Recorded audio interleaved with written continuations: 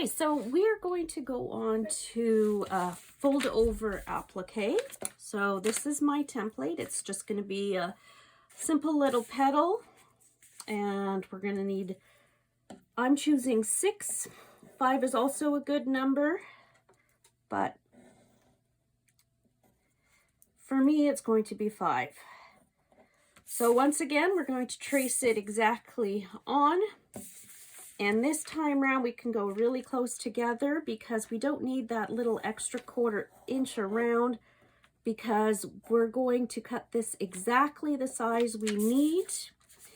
And it is going to lead to folding over exactly on this line as best we can. So I'm just going to go ahead, I'm going to finish that up. And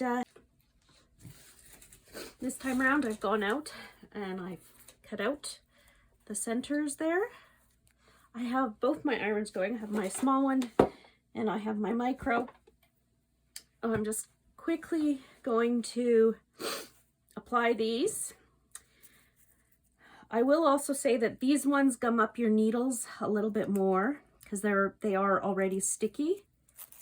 As you can see, they stick to you. The nice thing about that is once you lay them down, they won't move on you. So they're not permanently adhered till you iron them. And this time around, we are going to need the at least 1/4 inch around our outside edges, because that is where we're going to fold it over and place on our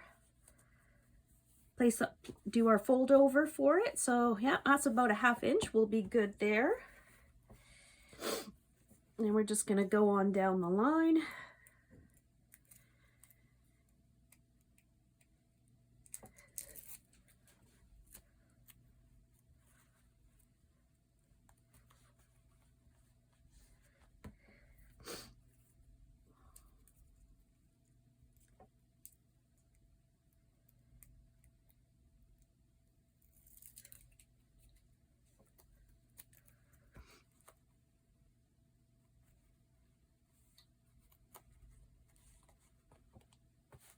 They also, as you're cutting them out, they do gum up your scissors and make them a little sticky and harder to work with.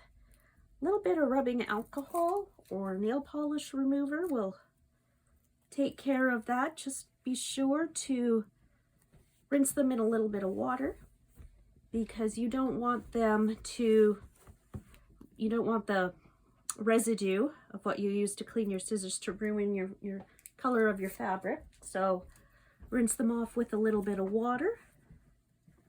That would be my suggestion.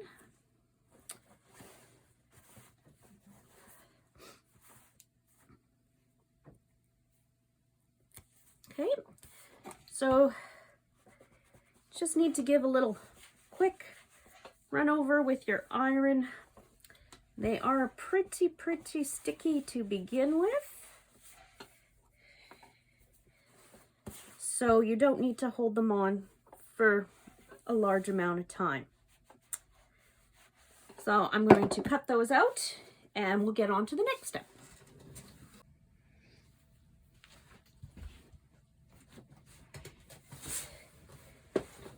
As you can see, I have applied my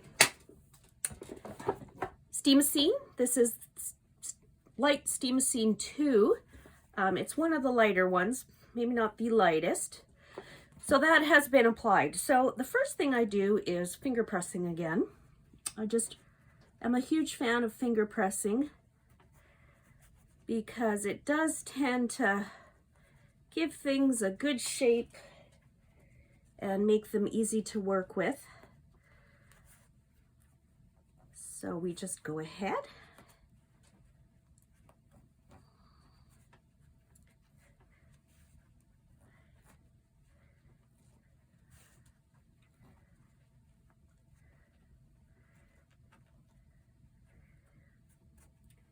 Now another thing you can see is that this fabric is wider and creates a bit of a ruffle when we go to fold it over.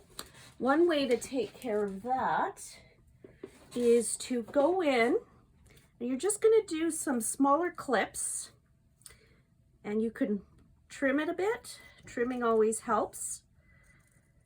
You just don't want to trim too close. You want to be able to get the two layers as you go together. As you sew, you want to be able to grasp those, sew those two layers.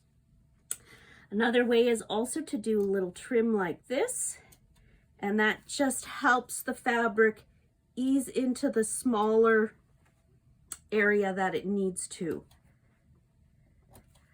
Don't clip right to the end, just do a little snip so that it can allow for a little bit of a fold, a crossover in the fabric. And this is where I take the iron, and I'll do a little press over here as well.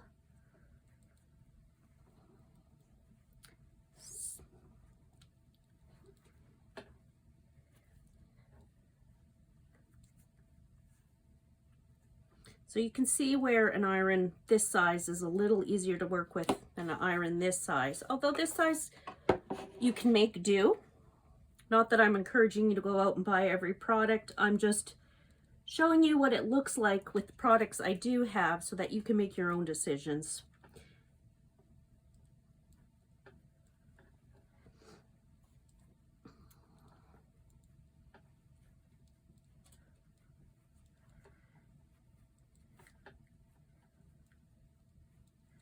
Okay, so then you can look over and see how well you've pressed, how many points you have, if those points are good enough. To me, I'm very happy with that. So I'm going to take this and I'm going to remove the layer there. And I always start at the most curved part. And the one thing about the double-sided sticky stuff, because it sticks to where you want to put it on your fabric, and then it's sticky on the other side as well, is you can just gently press that down, and it doesn't form a permanent stick until you go and press it with your iron.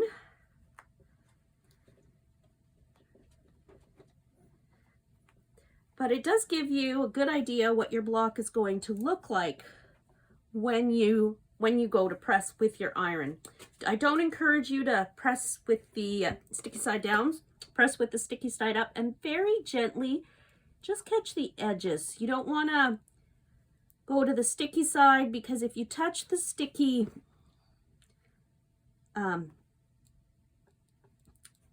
steamosine, your fusible, you tend to get glue on your iron. It's not necessarily the best idea. So that is a very quick press on your petal. You can see, looks pretty good. I'm going to go ahead and I'm going to finish off the rest of them, and then we'll go to putting them on the block and how to do that. Here we are with our background fabric. It's a little smaller of a block because this is just a demonstration. This time around, I am going to be doing it the halfway and halfway instead of diagonally. I've switched irons because this one is just a little bit better for ironing larger materials. So there we go, just a quick press. We just want to know where everything is. I've got our 6 petals. And let's go and apply them.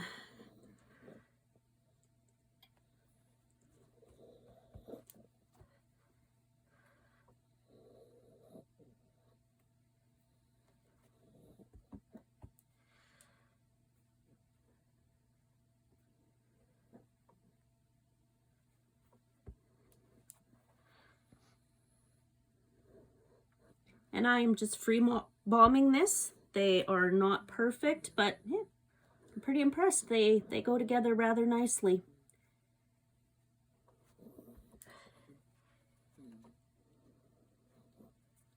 And then we'll just need to throw a center in there. I haven't decided what it's going to be.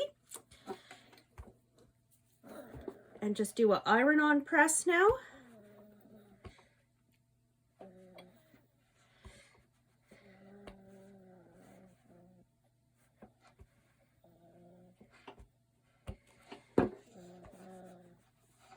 Just a couple things to note.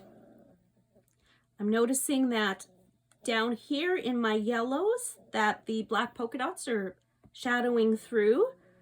I am most likely going to reverse this and trim around, but I'm not going to do that until after the block is done. I'm going to do a black center to tie in with the little black polka dots.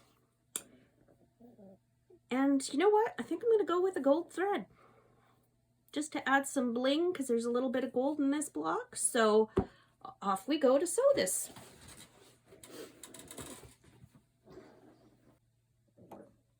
They're really nice because they add some shine and sheen to your blocks and to your pieces. I just have a plain cotton in my bottom bobbin, and I'm wise today. This time round, I actually do have my open toe presser foot on there. So I have a very good visual of where my needle is and where my needle is going. So let's go ahead and let's applique. Once again, I am going to just use a simple straight stitch. It's just simpler.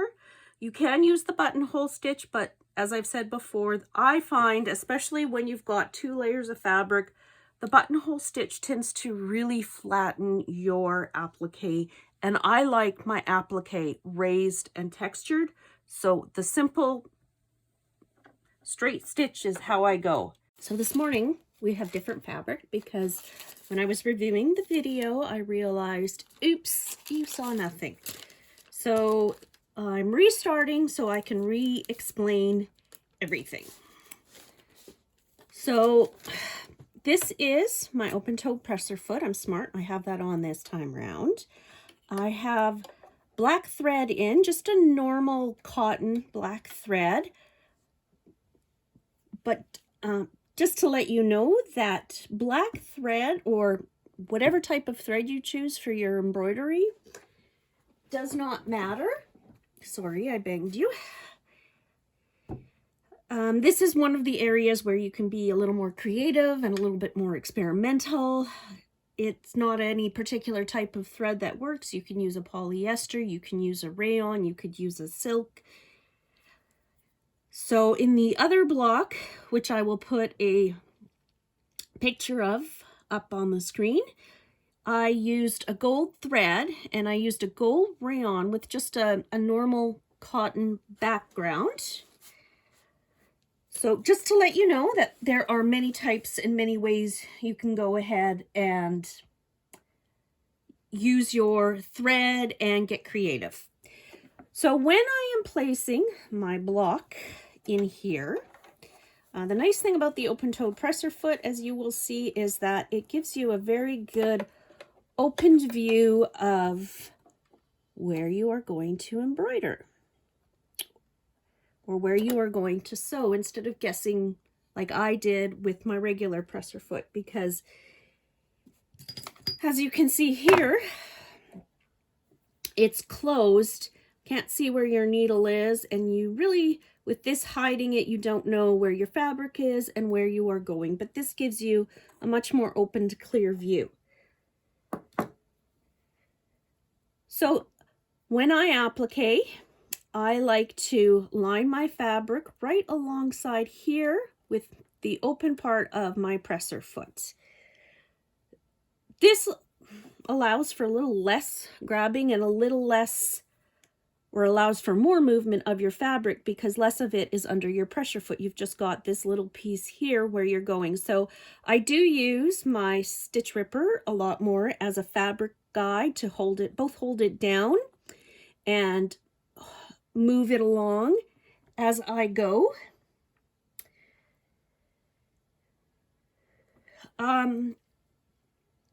Also, the nice thing about mine is I'm going to move you so you can see here as I do it. I'm going to zoom you out a bit.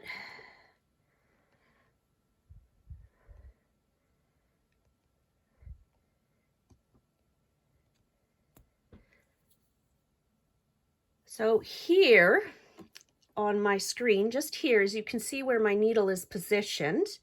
So as I'm pressing my button, which is just down over here to move my needle, you are going to see my needle move.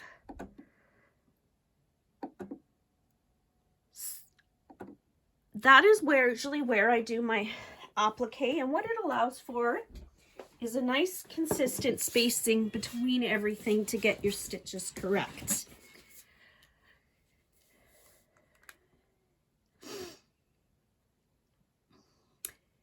And I'm going to move you, and then I'm going to go on with a less closed in view because I wanted you to get a really good view of how I set up my applique between my needle position, my presser foot, and the edge of the fabric. So I'm going to go and I'm going to just move you just a bit. As I start, I always make sure I've got both threads so that they don't get tangled up underneath and I get a nice even start. And always sew with my needle down. I really do enjoy my needle down. And I just take it very slow, one stitch at a time. This is more of a straight area, so I might go a little faster.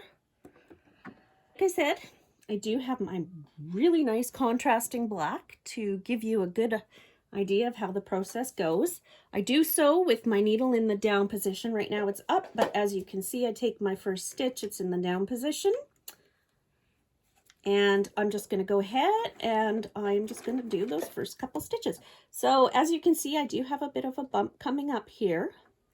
I'm just going to continue to sew along, and I don't sew fast. I have found that the more time and effort you put into a piece is you are much happier with the results. So I just go along and I sew and I just move my fabric very gently and continue to go and sew. Sometimes your needle will skip a stitch and not pick up the bottom thread.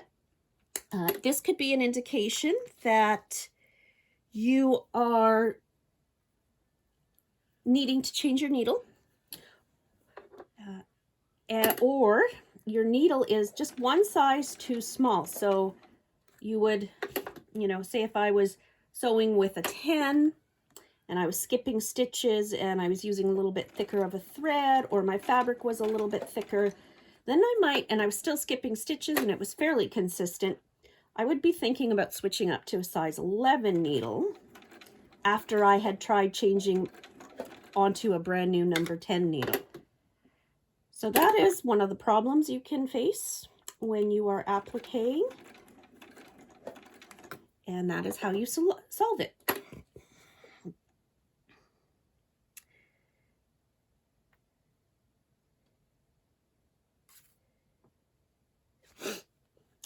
I'm just going to go ahead and finish this, just to give you an idea of how slow I do sew.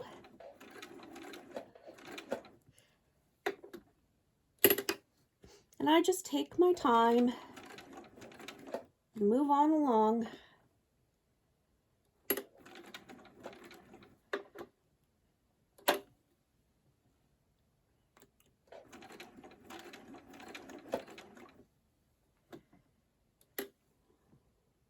The nice thing is, if you make a mistake and you go a little too off, you can always stop and tie off your threads and rip it off to, where you're still pleased with your work, and just start over again.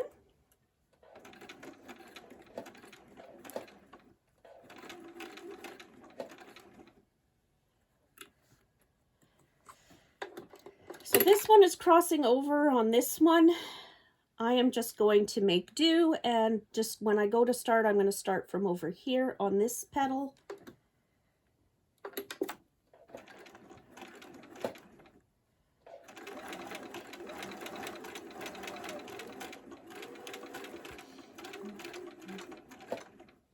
So there I go, I'm ready for my next petal. Just on a side note, sometimes you are short one thread, like one thread might be a little shorter than the next, because generally, you've seen the knot that I use. I just take the 2 strings and put a simple knot on it, put it to the base of the thread right beside the fabric, pull it nice and taut, and voila, I've got my lovely little knot. But every once in a while, something goes askew, so you have one thread that is shorter than the other, and I'm just going to trim this one particular thread to show you what I mean. So this is where your lovely little wreath knot comes in extremely handy, because it's a little more difficult to sew with that, or to tie the knot with that. So you just do your right over left and under, and then your left over right and under, and you've got a perfectly acceptable little knot there.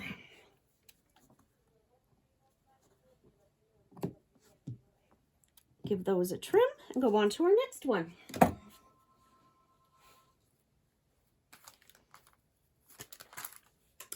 All right, so I'm going to go ahead, I'm going to finish those and show you what looks like when I go and I put my center, because there is a little sweet technique that I do have for that.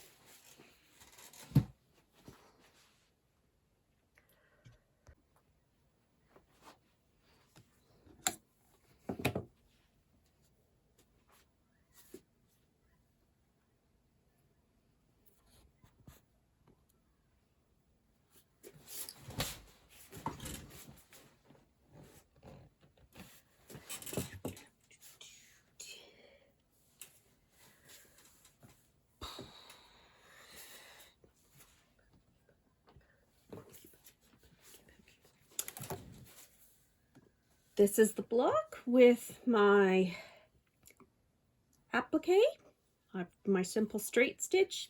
Turns out rather nice. For deciding what to put in my center, I decided on a little hexie here, and this is a really neat tool. It's one I've got from work. It's just a little stencil with hexagons, squares, triangles, and circles, and I find it just really helpful for, you know, if you wanted a circle center, or if you wanted your little hexies a little smaller for your English garden. So I just go and I use this. You can find it at a Staples or any kind of art supply store. I've decided on my little hexie here.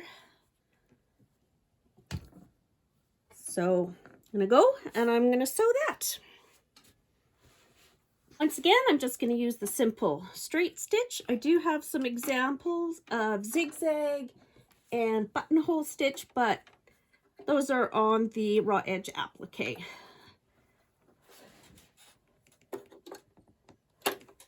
Once again, we're just going slow.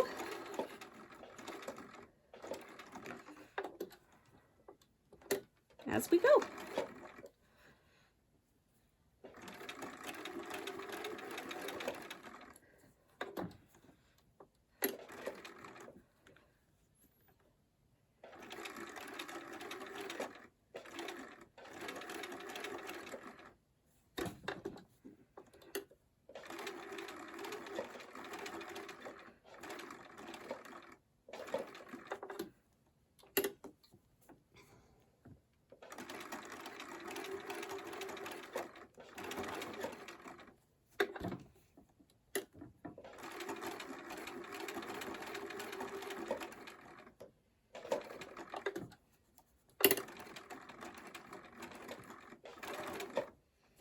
Well, there we go.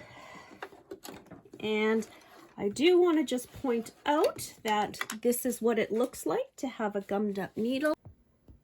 Well, there's our needle. It's all gummed up. Nothing major, and I just take my finger and a simple little run through there and off it goes. Doesn't affect your stitching very much. Well, it doesn't affect my stitching at all. So, and let's go on to a close-up here of our block. I'll tie my tags down there and the stitching. Got some very nice stitching going on, very simple, even. So this is the block, and the original block is just right here. Remember I said, or I had mentioned, that I wanted to use the gold. So here's the gold, and it is a simple zigzag stitch all around. It's really complements the block well, as long with our little straight stitch here. And I had mentioned that I was going to cut out my background because the little black dots really showed through, especially where there wasn't the double layer of fabric. So it's created another problem, as you can see. I'm shadowing through that there is no background. So what I'm going to do is, here is just a little simple piece. This is a little thick for what I would normally use, so I'm just going to use this as an example. This is an iron-on stabilizer, and I'm just going to add that, and I'm not really showing much of a difference, but there is a difference.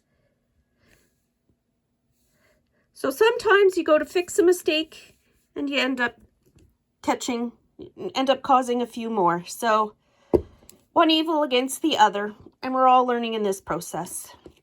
And lastly, I wanted to show you the buttonhole stitch. Here is the buttonhole stitch. Really doesn't like the yellow. It comes up quite dark. But we do have a really lovely buttonhole stitch there. And if this was a baby's quilt, it would definitely be working well for a baby's quilt, as would the fold over stitch here. Just on a note that if you want it, this is a 6-petaled. Sometimes a 5 looks really nice, but I chose the 6 because I had 3 fabrics. So if I had 5 different fabrics, I probably would have went up with a 5-petaled flower. Just my notes there. Hope you've enjoyed this video. If you thought it was nice, go ahead and give it a like and add a comment if you have anything to add. Thank you.